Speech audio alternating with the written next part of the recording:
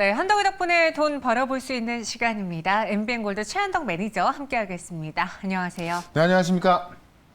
지금 오후 시장에 갑자기 또 코스닥이 낙폭을 좀 키우고 있어요. 보니까 뭐 바이오, 엔터, 게임, 콘텐츠 이런 쪽에서의 낙폭이 나와주고 있는데 오늘 우리가 중요하게 봐야 되는 것, 또 하루 연휴가 껴있으니까 이 3일 동안 무엇이 일어날지 모르겠다 걱정되신 분들 오늘 시장 마지막까지 한번 챙겨보세요. 키워드는 바로 이것입니다.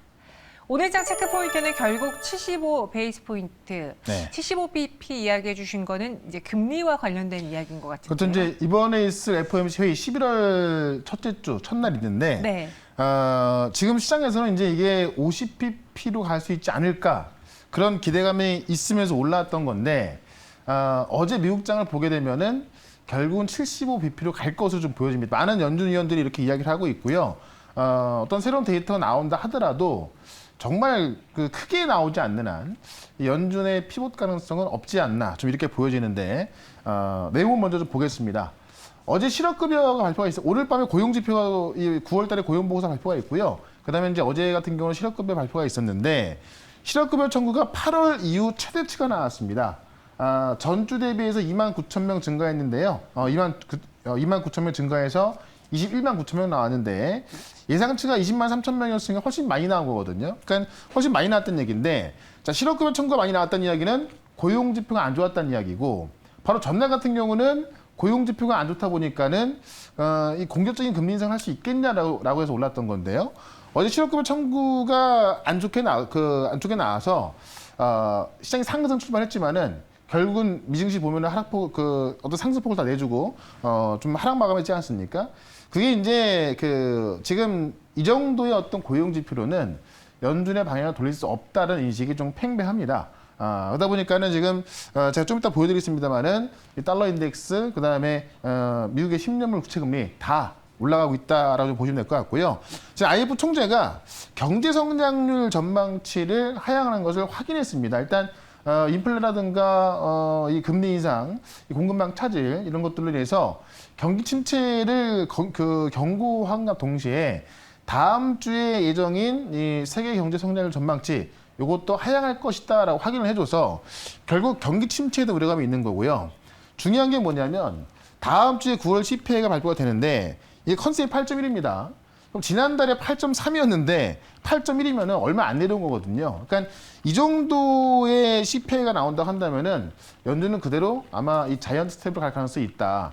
만약에 다음 주에 발표될 CPI가 8.1이 아니라 7.9만 나온다 하면은 연준의 방향이 살짝 바뀔지 모르겠습니다만은 그거 아닌 이상에는 바뀔 가능성이 없다라는 겁니다. 그래서 시장은 지금 점점 더 11월 2일 날 있을 FOMC 회의에서 이 자이언트 스텝이 4번 갈 것이라는 것을 인지를 하고 있는 것 같은데 그림 좀 잠깐 그림 좀 볼게요.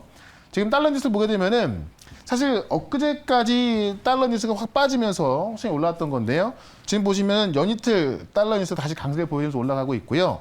10년물 국채금리가 지난번에 4까지 찍으면서 시장 금단이 나왔던 건데 지금 다시 3.8까지 올라와 있는 겁니다. 그래서 이 두 가지의 지표를 보면은 시장은 결국 11월 1일과 2일 날 있을 FOMC 회의에서 이틀 전까지만 하더라도 50bp 인상 가능성이 있던 건데 그게 아니라 75bp 이 자이언트 스텝을 4번 이어갈 가능성이 있기 때문에 다음 주가 된다 하더라도 역시나 11월 FOMC 회의에서는 이 자이언트 스텝을 4번 이어가기 때문에 시장은 어떤 12월에 대한 기대를 갖고서 아마 어떤 상승에는 제한 줄 수 있다는 겁니다. 그래서 제가 계속 말씀을 드린 부분이 뭐냐면 시장이 이달에 어떤 쭉 올라간다라기보다는 이러한 요인에 의해서 상승은 좀 제한적일 수 있다. 다만 종목들은 최근에도 보시면 제가 계속 말씀드렸던 로봇주라든가 바이오 쪽이라든가 뭐 자율주행 이쪽의 종목들은 계속 급등하는 모습 보였죠. 자, 어제 말씀드렸던 종목들 다 올라가고 있는 건데요. 결국 지금은 어떤 시장의 상승보다는 종목별 장세, 그러니까 시장보다는 좀 종목에 집중을 해야 되는 그런 장세가 10월까지는 이어질 수 있기 때문에 오히려 이 방송을 좀 더 잘 봐야 될 것 같습니다. 그래서 종목에 집중하자라고 좀 말씀을 드리면서 10월 전략을 시장보다는 종목에 좀 집중하시면 괜찮을 것 같습니다. 10월에 전략 살짝 톤이 좀 바뀌었습니다. 그러니까 네. 전체적으로 시장이 기술적인 반등을 보이길 기대하기보다는 그 네. 안에서 기술적인 반등 혹은 이슈가 나올 만한 종목들 위주로 보자. 그렇죠. 시장보다는 종목이다라고 저희가 전략을 한번 수정해 보도록 하죠. 그럼 그런 시장 안에서 어떤 종목을 봤느냐? 바로 전일 저희가 로봇 안에 네. SPG를 이야기했고 오늘 로봇주들이 많이 좀 윗꼬리가 달리게 했는데 여전히 SPG 5%에 넘게 상승하고 있어요. 그러니까 어제도 제가 말씀드리고 나서 끝까지 좀 올라가면서 끝났고요. 네. 오늘 같은 경우도 장중에 10% 가까운 상승이 나왔었는데 로봇에서는 가장 중요한 게 감속기다라고 말씀드렸죠. 로봇의 어떤 그 원가 중에 감속기가 40%를 차지합니다. 그러다 보니 가장 중요하다 말씀드렸는데 남은 감속기를 말씀드렸었고요. 사실 오늘 같은 시장 그렇게 좋지 않음에도 불구하고 지금 SPG가 계속 올라가고 있습니다. 일단은 지금 SH 감속기가 일본 시장에 거의 70에서 80% 점유하고 있는 건데요. 이 로봇 감속기를 지금 SPG가 지금 그 양산 성공하면서 설비 투자를 하고 있기 때문에 좀 오히려 수혜를 좀 보시면 될 것 같고요. 같이 그 전달에 말씀드렸던 해성 TPC 역시나 어제도 좀 급등이 나왔었고요. 오늘 같은 경우는 해성 TPC가 장중에 또 한 번의 상승이 나왔습니다. 자, 해성 TPC 같은 경우는 이 9,000원대 고점만 돌파한다면 더 날아갈 수 있는 부분이 있거든요. 그래서 목표가를 일단 10,000원 잡아놨는데 지금 시장 자체를 좋게 보지는 않고 오히려 이런 시장보다는 종목 장세를 보면서 저희가 로봇, 바이오, 자율주행 이렇게 좀 많이 말씀드렸는데요.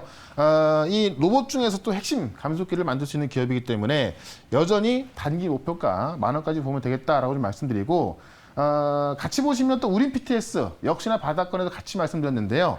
제가 볼 때는 감속기 중에서 아직 올라가지 않은 유일한 감속기 종목이 바로 우린 PTS가 아닌가 합니다. 삼성중공업하고 같이 개발을 했고 지금 2016년도부터 로봇의 정밀 감속기 투자를 위해서 2016년도부터 지금 투자하고 있기 때문에 제가 볼 때는 해성 TPC라든가 SPG보다 못 갈 리가 전혀 없거든요. 아직까지 이 가격대에 있기 때문에 지금 만약에 감속기 종목들을 놓치신 분들이라고 한다면은 우린 PTS를 지금도 보셔도 괜찮겠다라고 말씀드리면서 여전히 시장의 상승은 제한적입니다만은 제가 이 자리에서 말씀드렸던 종목도 잘 가고 있죠. 오늘도 모멘텀이 확실한 종목, 지금 시장에서 좀 틈새로 공략할 수 있는 그런 종목을 말씀을 드려보도록 하겠습니다. 네, 틈새 공략이 가능한 종목 공개해 드리겠습니다. 네. 어떤 종목일지 오늘의 첫 번째 공략주 키워드부터 보도록 하죠. 4번의 자이언트 스텝입니다. 네. 앞서 그랬잖아요. 원래 50bp일 50bp. 거라 생각했는데 네. 75bp로 인상에 대한 가능성이 있어 보인다. 그러면은 요 금리 인상과 관련해서 좀 수혜를 받을 수 있는 종목이겠네요. 그렇죠. 그러니까 요것 때문에 지금 시장이 못 가는 건데 네. 그렇기 때문에 오히려 이러한 이유 때문에 좀 반사 이익을 볼 수 있는 그런 종목으로 접근한다면 시장보다 오히려 종목에 대한 수익이 훨씬 더 높을 것 같습니다. 내용을 좀 먼저 볼게요. 사실 자이언트 스텝 자체가 이번에 했던 것도 28년 만에 처음 한 거였거든요. 근데 지금 그거를 3번 한 것도 굉장히 이례적이었던 건데요. 이번 11월 달에 또 자이언트 스텝, 75bp 인상을 이어간다면은 4번의 자이언트 스텝을 하게 됩니다. 그러니까는 지금도 이 자이언트 스텝 여파로 시중은행의 주담대출 금리가 상단이 지금 7%를 돌파한 겁니다. 하나은행의 지금 대출 상품 최고가 7.281%까지 나오기 때문에 지금 금리가 상당히 많이 올라가고 있다는 겁니다. 이것 때문에 이제 어떻게 보면 이제 시장이 안 좋은 건데 내용을 좀 먼저 볼게요. 이 자이언트 스텝이 1994년 이후 처음 한 거라서 자이언트 스텝 자체가 28년 만에 처음 한 거고 연속 내보는 정말 이례적이다. 근데 이번 연도 점도표를 보게 되면은 4.4에서 4.6까지 보고 있기 때문에 75 아니면 50인데 결국은 11월 달에 75, 그다음에 12월 달에 50bp 인상할 전망으로 좀 보여주고 있고요. 그러다 보니까 주택담보대출 금리가 지금 상단 7% 돌파한 건데 원래 6월 달에 돌파했다가 다시 좀 그 7% 밑으로 내려갔었습니다. 이제 은행들이 그 예대금리차 축소도 하면서 좀 노력을 해서 내려갔었는데 지금 다시 7%를 돌파하고 있는 것을 좀 볼 수가 있을 것 같고요. 금융권에서는 여전히 계속 금리 인상을 된다면은 지금 이 주담대출이 연말에는 8%를 돌파할 거로 보고 있거든요. 그러니까 금리 인상 속도가 역시나 우리도 빨라질 수밖에 없다라는 거고 어제 이제 연준위원들의 말을 좀 들어보게 되면은 통화 정책 경로가 바뀌지 않을 것이다라고 이야기하고 있습니다. 지금 최근에 이제 고용이 좀 타이트하게 나와주고 있고요. 노동시장과 임금 상승의 압박이 좀 나와주고 있는 건데요.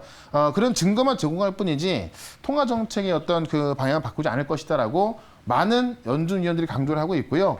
오늘 밤에 이제 우리 시간 오늘 밤에 9월 고용 보고서 발표 예정입니다만은 그것 또한 나온다 하더라도 이 통화정책 정책을 바뀌지 않을 거다라고 보고 있는 겁니다. 그렇기 때문에 아마 75bp 인상 가능성이 좀 크게 나와주고 있는 것 같고 그림 하나를 좀 보게 되면은 이미 지금 그 미국의 금리가 우리 금리 역전 한 상이거든요. 3.25입니다. 그럼 이번에 75bp 하게 되면 3.25에 75 더하면 4%가 나오고요. 여기 12월 달에 50bp 하게 되면 4.5가 나오거든요. 우리가 아직 2.5밖에 안 되기 때문에 우리도 지금 빅스텝으로 갈 가능성이 있거든요. 그런 관점에서 금리 어떤 상승 속도는 일단 연말까지는 좀 줄어들지 않을 것으로 보여지기 때문에 오히려 그와 관련된 수혜주를 한번 접근을 해보도록 하겠습니다. 네, 금리 인상과 관련된 수혜주라고 콕 집어서 이야기를 했습니다. 어떤 종목인지 현덕이 덕분에 오늘의 첫 번째 공략주 공개해 보도록 하죠. 네.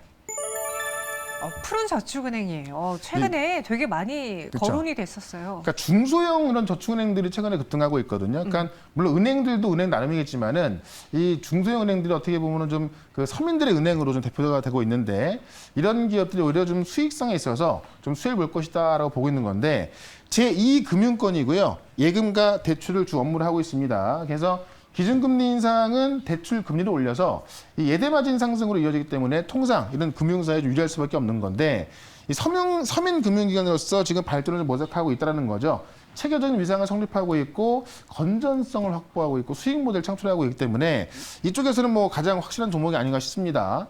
근데 어쨌든 이 금리 인상이 계속 될 거라는 게 나야 되는 건데요.